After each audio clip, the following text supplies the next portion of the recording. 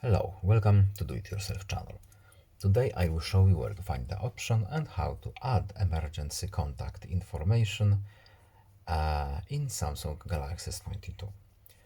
To add emergency contact, we need to go to our settings, then scroll all the way down to safety and emergency, and here we have emergency contacts.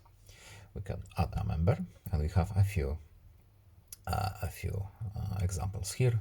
Let's add Mr. Morlock to our emergency contacts, and now it will be visible in our phone book as an emergency contact, and it will be used as emergency contact in every application that is using this function.